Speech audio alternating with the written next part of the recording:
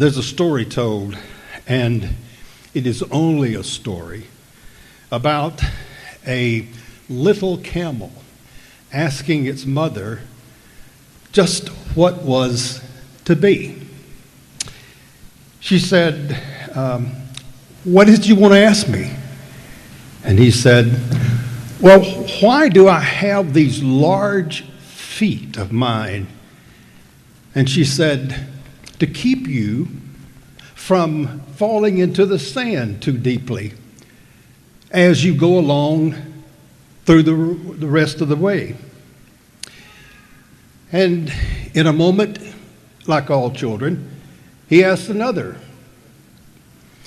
He said, well, Mom, why do I have these big eyelashes?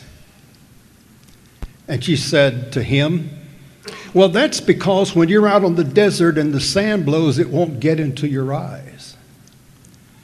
Well, he asked a third question. And the third question went something like this. Well, Mom, what are these humps on my back?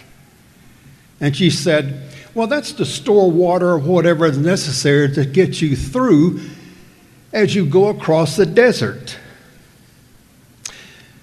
Story goes that the young camel thought to himself, and then he asked her another question. It was, well, then why am I in a zoo?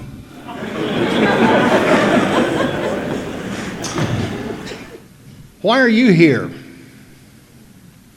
I would like to think that you're here because you are seeing in reality the culmination of a lot of dreams that you've had maybe since childhood.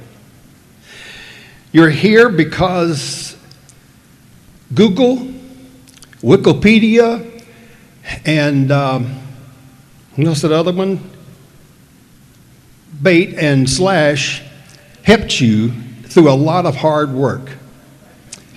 You probably wondered, how did I finish? Well, who knows in every single case.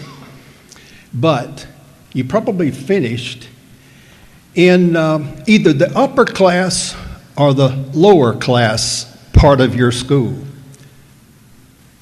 In my case, I made it possible for the upper class to be.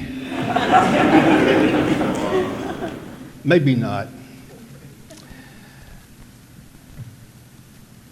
Dr. Millett, Miss Carroll, his wife, the faculty and staff of Newburgh Seminary is wanting to share with you their appreciation for your being here today and for your, as students, graduation.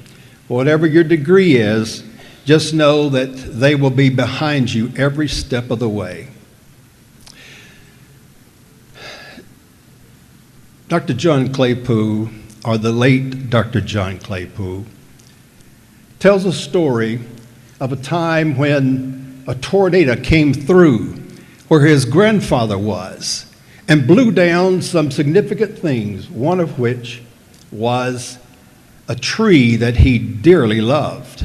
Some men gathered around that tree, and they asked Mr. Claypool this particular question: what are you going to do now that your favorite fruit tree has blown over? The story goes that Mr. Claypool thought for just a little bit, and then he said, I'm going to pick the fruit and then burn the rest.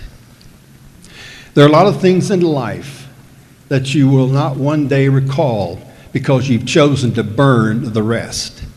But there are a lot of things that you'll never forget, and you'll treasure it because they're the fruit of your life. Remember your degree. Do what you can to help this school out in the days to come.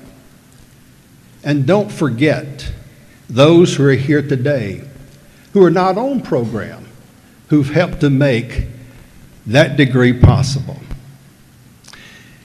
As you go, there's one statement to me that has meant a whole lot to me, more so than maybe any other statement that I guess I've ever come across.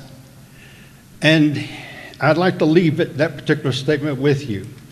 The statement goes something like this: the greatest use of your life is to use your life so that the rest of your life will outlive your life. Do your best to recall why you're here. Celebrate it for all it's worth. And remember the Lord who's given you and me the ability to get to this particular point.